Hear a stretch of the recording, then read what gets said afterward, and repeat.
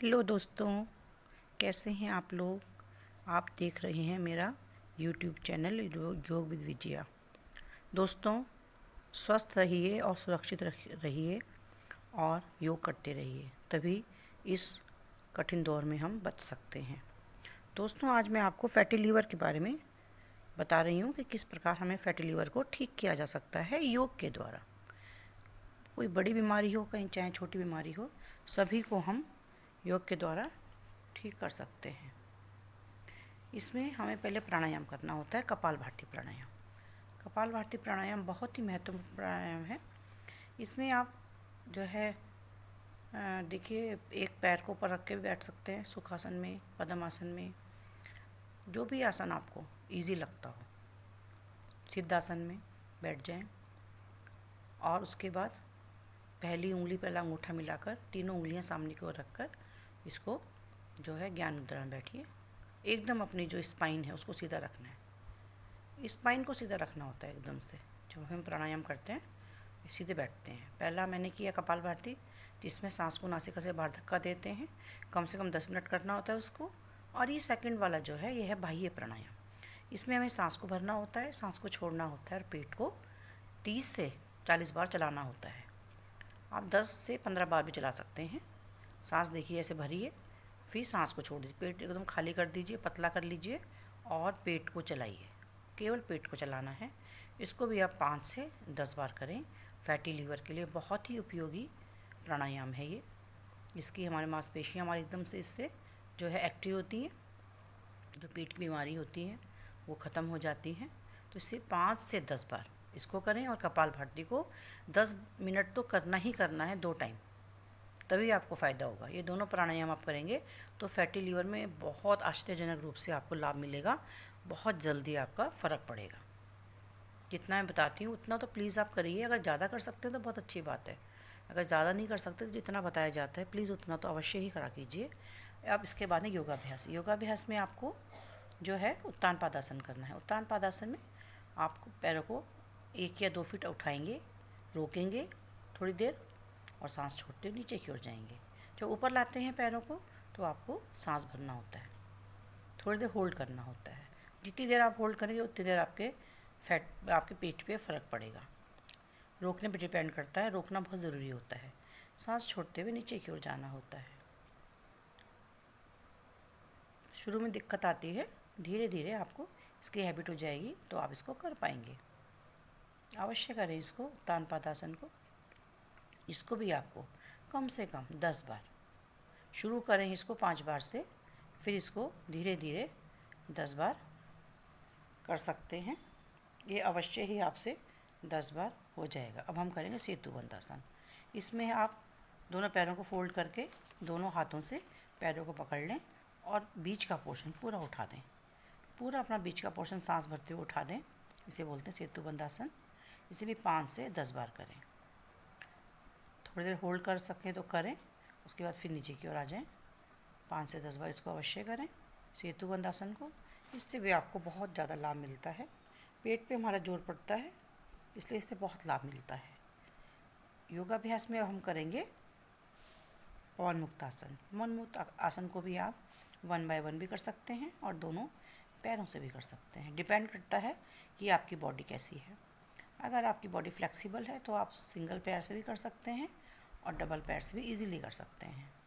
इसलिए पहले सिंगल पैर से करते रहें, पहले राइट फिर लेफ़्ट। सांस भरते हुए ऊपर आए, अपना सिर का पोर्शन ऊपर उठाकर जो है घुटने की ओर लाएं, सांस छोड़ते हुए नीचे की ओर आ जाएं। इसी प्रकार लेफ़्ट पैर से करें।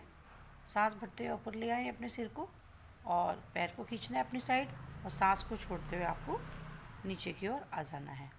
इसके बाद अब दोनों पैरों से करें। दोनों पैरों से बहुत ज़ोर पड़ता है।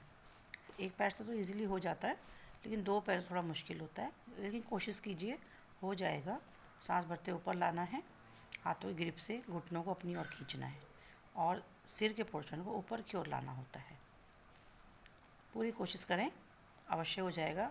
पेट पूरा दबता है हमारा। जब हम पवन मुक्त आसन करते हैं तो पूरा हमारा पेट दब जाता है, तो इससे हमें बहुत ज़्यादा फ़र्क पड़ता है। अब है पादागुष्ठ नासा प्रशासन। दोनों पैरों को, पंजों को पकड़िए हथेली से और नाक की साइड लाइए, नाक पे लगाने की कोशिश कीजिए, जितना हो उतना कर लीजिए, ज़बरदस्ती नहीं करना। मैं हमेशा बोलती हूँ अपने वीडियोस में कि आपको कुछ भी ज़बरदस्ती नहीं करना होता है प्राणायाम में, योगाभ्यास में। जब आप इसमें धीरे धीरे करते हैं तो आपको फिर प्रैक्टिस बन जाती है, तब कोई भी प्राणायाम या योगाभ्यास इजीली हो जाता है।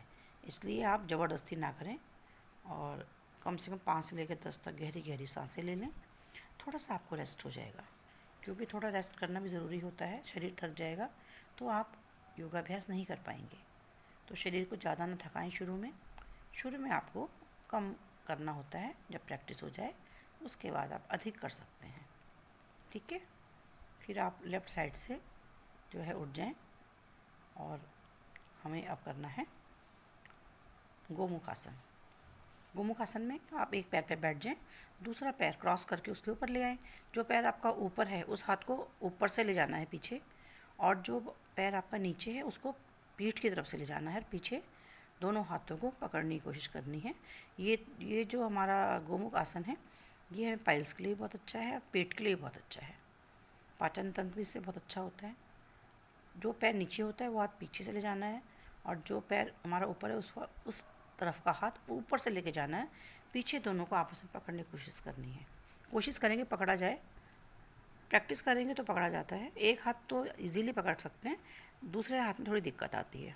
किसी किसी का दोनों हाथ इजीली पकड़ लिए जाते हैं। ये प्रैक्टिस पे डिपेंड करता है। इसे भी 5 से 10 बार करेंगे हम। जब पीछे की ओर हाथ ले जाते हैं तो हाथ सांस भरनी पड़ती है, जब वापस आते हैं तो सांस को छोड़ना होता है। देखिए मैं किस प्रकार बैठ रही हूँ। एक पूरे पंजे के ऊपर बैठना है आपको, हिप को जो है अपने एड़ी पंजे के ऊपर रखना होता है, ठीक है। उसके बाद दूसरा पैर क्रॉस करके लाना होता है। जो पैर ऊपर होता है हमारा, उसको हाथ को ऊपर से ले जाते हैं, जो पैर नीचे होता है उसको हाथ को पीछे से ले जाते हैं और पीछे से उनको पकड़ने की कोशिश करते हैं, ठीक है। अब हम करेंगे अर्ध मत्स्यनासन। अर्ध मत्स्यनासन में फ़र्क इतना है कि आप पैर से उतर जाते हैं, बैठना वैसे ही है, बस पैर के ऊपर से उतर के साइड से बैठ जाएं, और जो आपका पैर की जो एड़ी है उसको अपने हिप से लगा लें और क्रॉस करें पैरों को। उसके बाद देखिए लगा लिए एड़ी को, क्रॉस कर लिया। अब जो आपका पैर नीचे है उस हाथ को आगे से घुमा के लाके घुटने को दबाना है पेट की तरफ। पूरा पेट दबता है। ये बहुत ही लाभप्रद आसन होता है पेट कम करने के लिए और फैटी लीवर को ठीक करने के लिए, पाचन तंत्र को ठीक करने के लिए। ये जो है इन सब में लाभकारी होता है। फैटी लीवर भी बहुत सही हो जाता है, और जो आपका पेट का बढ़ा हुआ मांस है वो भी बहुत जल्दी इस वाले आसन से ठीक होता है। हमने खुद पे आजमा कर देखा है, इसलिए बोल रही हूँ कि इसको लेकिन ज़्यादा बार करना है। आप कम से कम 11 से 21 बार कर लें। शुरू में 5 से 10 बार करें, जब प्रैक्टिस हो जाए तो आप 11 से 21 बार करें। मुझको देख के करें मैं किस प्रकार कर रही हूँ, गलत ना करें, बस आसन गलत नहीं होने चाहिए। अब है वक्रासन। वक्रासन में आप राइट पैर को सीधा रखेंगे, लेफ़्ट पैर को मोड़ लेंगे और लेफ़्ट हाथ को पीछे ले जाएंगे। राइट हाथ से राइट घुटना पकड़ना है। देखिए लेफ़्ट पैर सीधा, राइट मोड़ लिया, राइट हाथ से राइट घुटना पकड़ा, एक हाथ पे को पीछे चला जाएगा। इसको भी ऐसे सांस भरते हुए करना होता है। जिस पैर को आप फोल्ड कर रहे हैं ना, उस पैर उसका हाथ पीछे ले जाएंगे और उसे साइड पीछे की ओर झुक कर देखना होता है। तो आपकी जो कमर का पोर्शन होता है पूरा बैंड हो जाता है और पेट पे बहुत ज़्यादा जोर पड़ता है, क्योंकि हमने पैर को मोड़ के पेट पे लगाया है और उसको दबाकर हमने दूसरे पैर का घुटना पकड़ा है। तो एकदम हमारा जो पेट है वो एकदम से हमारा दब जाता है। तो उससे क्या होता है कि हमारे पेट पे जोर पड़ता है, तो हमारा फैटी लीवर और हमारे जो पाचन तंत्र है दोनों में फ़र्क पड़ता है, और जो हमारा एक्स्ट्रा मांस होता है वो भी ख़त्म हो जाता है। ये है योग मुद्रा आसन। आप पालथी मार लीजिए, दोनों हाथों को नाभि के ऊपर रखिए और उसके बाद उनको फ्लैट करके पेट को पूरा दबा दीजिए। पेट को पूरा का पूरा अंदर सांस भरते हुए ले जाएंगे, तब आगे की ओर झुकेंगे। सांस भरा, सांस को छोड़ा, पूरा पेट खाली कर लीजिए। पूरे दोनों हथेलियों से अपने पेट को पूरा दबा दीजिए नाभि के पास। नाभि के ऊपर रखने हैं दोनों हथेलियाँ। सांस भरते हुए ऊपर आ जाएंगे, सांस छोड़ते हुए आगे आना है, पूरा पेट दबाना है, नाभि को दबाना है और सांस को भरते हुए हमको ऊपर की ओर आना होता है।